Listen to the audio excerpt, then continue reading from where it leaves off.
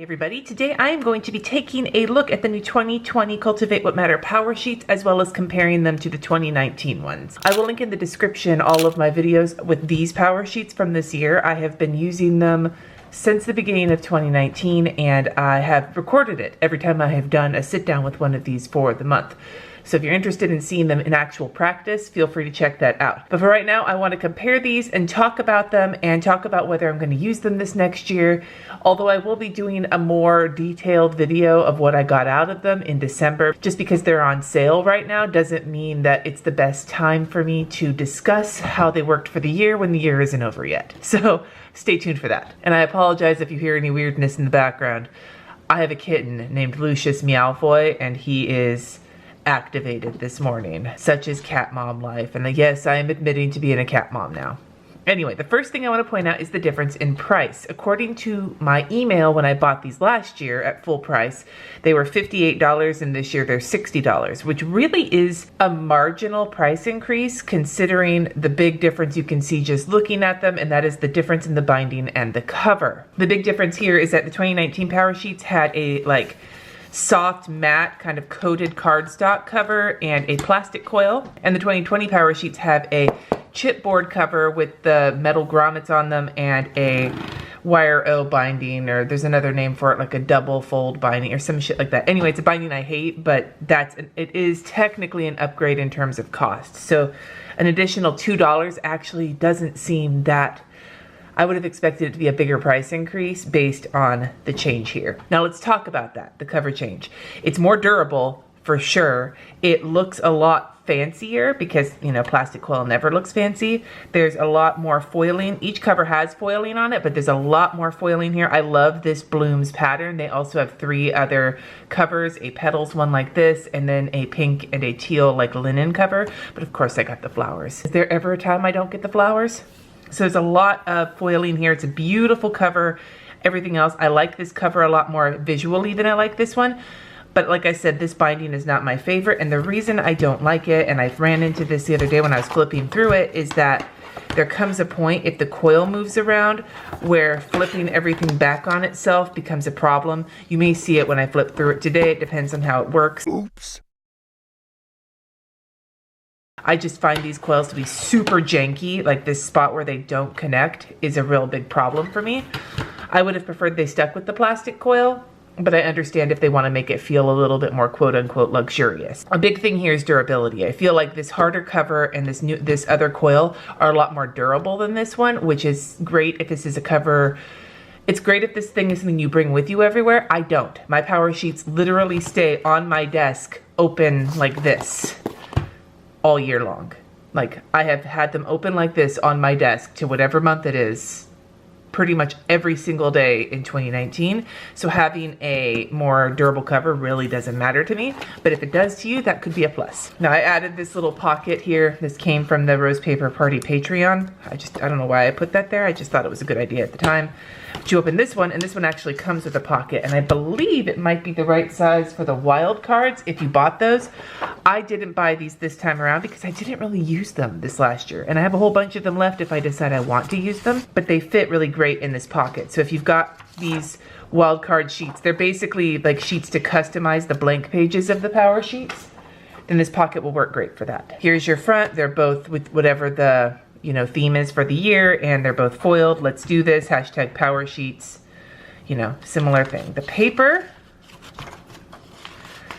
feels the same. Then after you go to your page with the, social media stuff, it's kind of like your little note from Lara Casey. And these 3 things here are basically the same. The 2019 ones give you 3 steps to get started, getting to know them, write your name on page 5, join the Power Sheets community, chat with us online, and get started or get excited. This one doesn't have that list of steps. It just says your first step is simple, write your name on the next page, which I'm not gonna do yet because I'm not actually filling these out yet. This is where you put your name and the day you started. As you can see here, my name, and I started on December 19th, 2018. So that'll be about the time that I talk about how these have worked for me, because at that point, it will have been a full year, and I will be expecting to have done start doing my prep work at that point too, if I use these again. And some encouragement to write on the paper, blah de blah, some inspirational quotes, and then we get to the stickers, which you can see I used some of the stickers. They're very similar to each other, slightly different layouts, slightly different situations, but same colors, which is nice. I'm glad that the colors are the same because I really liked using these colors for color coding this year. This is 2019 ideas and this is 2020 goal ideas. Basically the same page here. You can kind of get a glimpse at all my shit that I did previously. I'm really enjoying that all of their pages with like information compared to these pages. The font is a little bit bigger. I actually got some comments from people over the course of the year when I've been reviewing planners that bigger fonts, darker colors can be really helpful for people who are more sight impaired, like if they have lower vision. And so I like that this is a little bit more obvious than these little tiny guys here. I also like that they're not using a ton of Lara Casey's own handwriting because as cute as it is, again, it could be hard to read for some people. The same as any handwriting, basically. And this one seems to be focused more on comparison, and this one seems to be focused more on being afraid to touch the paper. So I think that that's good that these have a little bit of a different kind of feel to them, so it doesn't feel like the exact same shit, just repeated with new flowers. And then the getting to know me page, and they call it here, Wonderful You. So this is interesting. There has been some updating to this page. Here, there's a lot of like, it feels like kind of basic personal shit. My favorite color, the song I love right now, people I'm grateful for.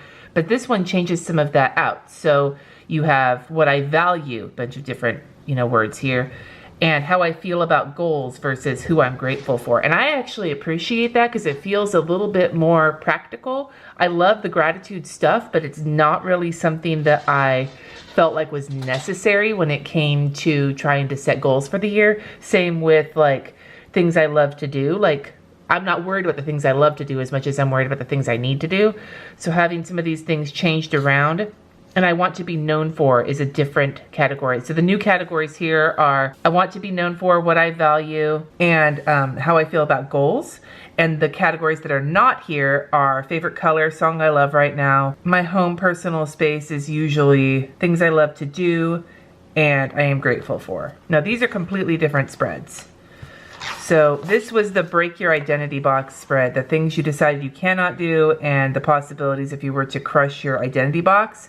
Whereas this one is a bunch of information about what will make you feel alive and living your passion. And then you go to this side and it's what fires me up, what things, activities, or experiences fire you up, and then do these things.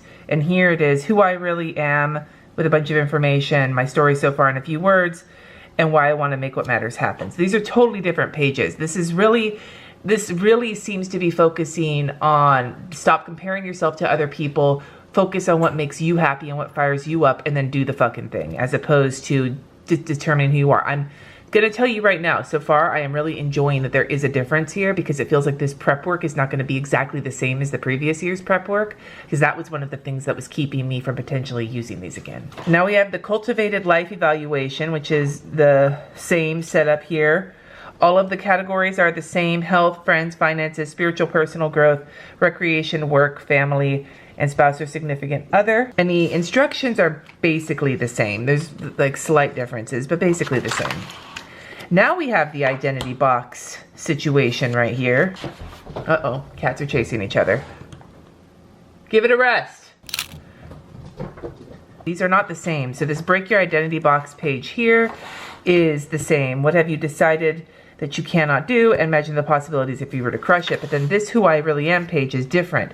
This page is where were you 10 years ago? Where are you today? What has changed since then? And then some of this information on the bottom. So this letting go page is not here yet, but the next page is, and this one is meet your fears. Gives you room for 3 fears.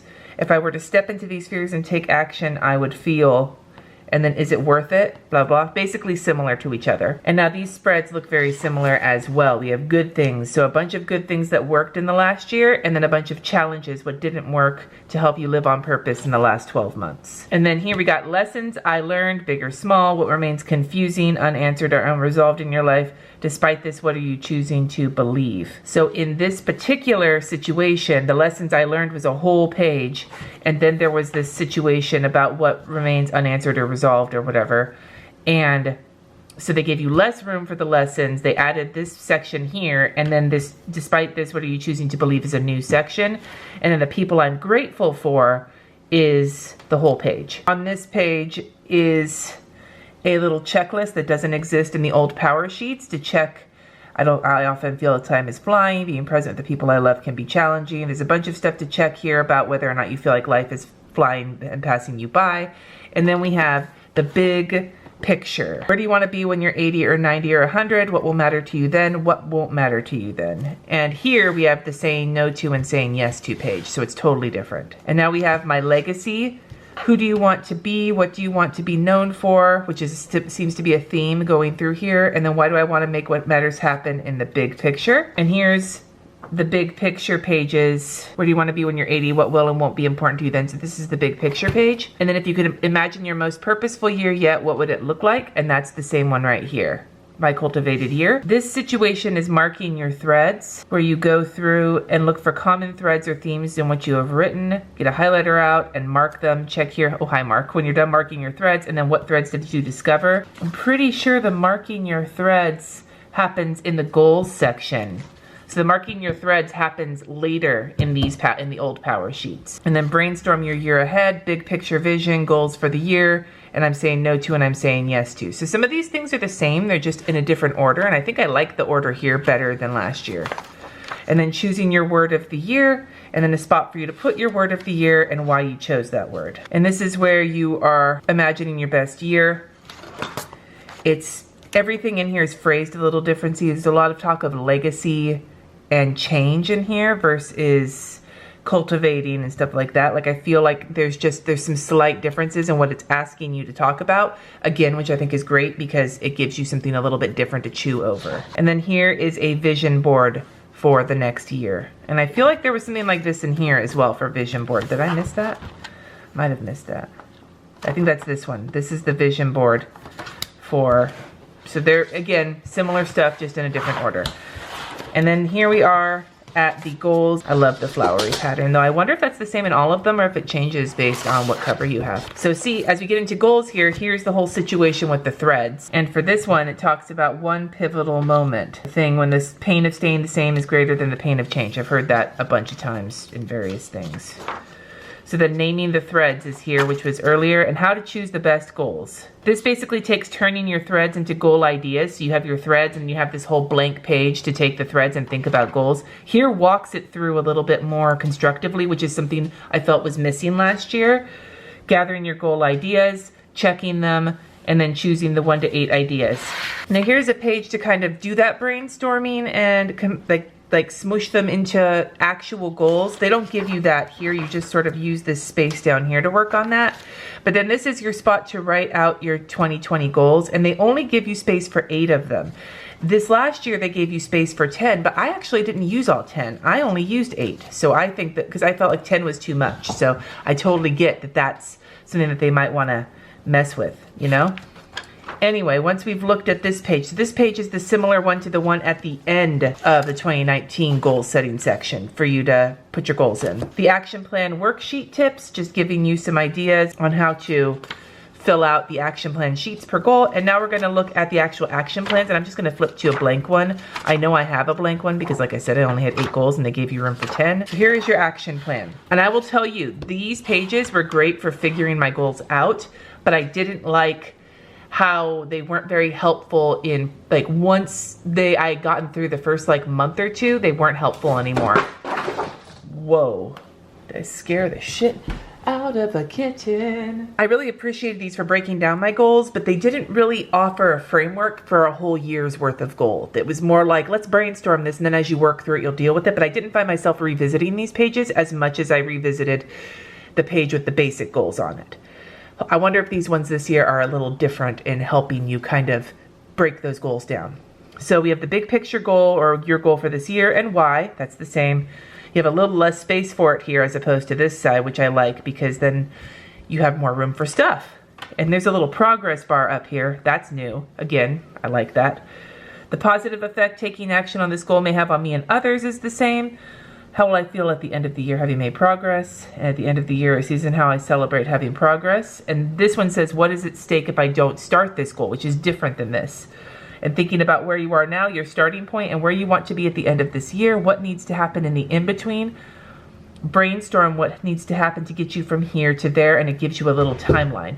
I like this so much. This is so much more practical than the feelings surrounding it. Take those thoughts and turn them into mini goals, small projects you can do over a 1 to 3 month period to make progress on your goal for the year. Then write out 3 very small starting steps to help you begin the momentum. This is where I kind of like was not thrilled with these. This gave you ideas on what progress might look like. It was like a brainstorming section, and then 3 starting steps and when. This, however, gives you 3 spots for mini goals to get you to the big goal, and then 3 starting steps for each of them, and then some room for notes.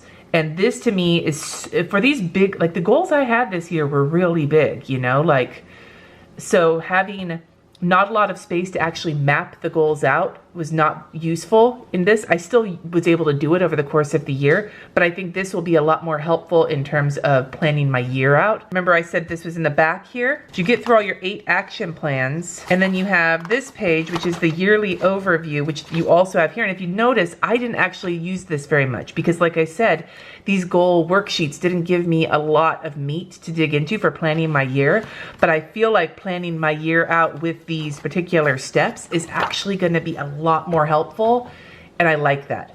So now that we've gotten through the goal setting section of the power sheets, I will tell you right now that I think that it is an improvement over last year. I think that these have been very helpful for me this year, and I think that this gives me hope that I will use these again, because this is a big improvement over that, at least because I did the, like, I don't know, maybe if I hadn't done the work this year, this improvement, maybe this is what I needed. I don't know, but I'm just saying that I really am loving the changes in the goal setting stuff. I feel like it's gonna be very helpful for me.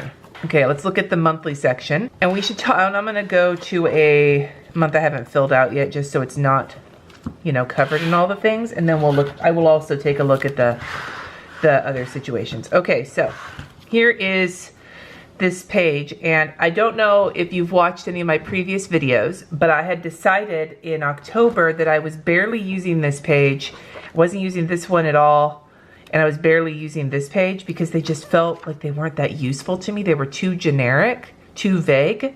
And so I'm gonna see how these, like, to dig in. Now that I've used these for almost a whole year, there are certain things I'm just not using anymore, and I wanna kind of see the differences here. So this page has what's stressing me out, fears I have, and I am hopeful that. This one has important to-dos I am excited for, on my mind, and I'm hopeful that. So it feels like some of these things have been sort of reworked into some of these things, and the important to-dos was pulled from this page over here to this one, which I really appreciate. Now the big difference here is that this is prepare well and make what matters happen this month, but this is a calendar overlook. And even though I do all of my pre-planning and my monthly calendar planning in Google Calendar, remember how I was saying I wanted to break projects down on that yearly overview? This will give me a chance to do that as well. It won't be mostly for work, I'm assuming. Like, I may not do personal goals on these calendars, but it might give me a spot to break things down for work. It's a nice big calendar, doesn't have any holidays on it, and it has some notes on the side. We have an extra page here, so instead of a spot for a wild card, you have this make what matters happen this month, which is the same kind of similar to this, but instead of just a blank like brain dump space, it gives you goals to focus on this month and action ideas, and then the whole prioritization system that's down here. So this page that I stopped using is gone, and this page, which I found to be too vague, has been like kind of refined, and that makes me really excited. And here's the tending list, which is like the heart of the monthly pages, and it's perforated, and I tell you, I did not use the perforated pages at all this last year. I like keeping everything in one spot, and like I said, I keep it open on my desk. I could see tearing that and putting it somewhere else if that's better for you, but for me, this is fine. Tending list looks exactly the same, except, you know, slightly different sizes and colors, and like the words are a little bigger and shit. But other than that, it looks exactly the same. And then you have a spot for a wild card in both of them, and then the month in review. And then these pages are exactly the same, except this one has colors, and it's breaking these I am saying yes and no to, making them like not colored and a little bit more in your face to focus on that one. And then you have space for a wild card. So that's the differences in the month. And again, I think the changes are really,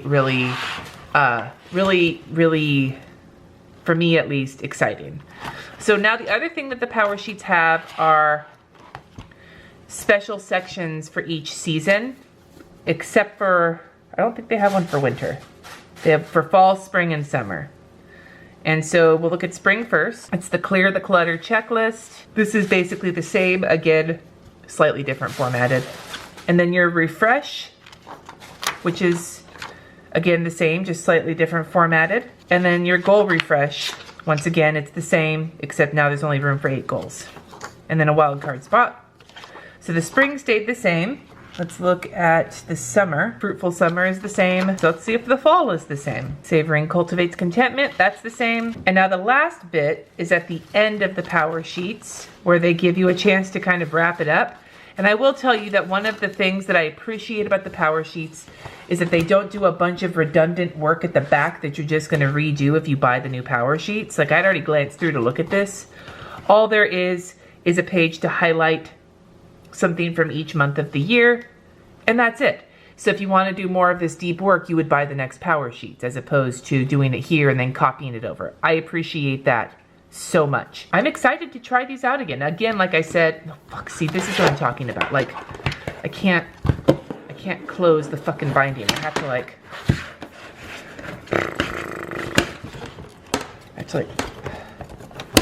that bothers me. I really don't like that binding.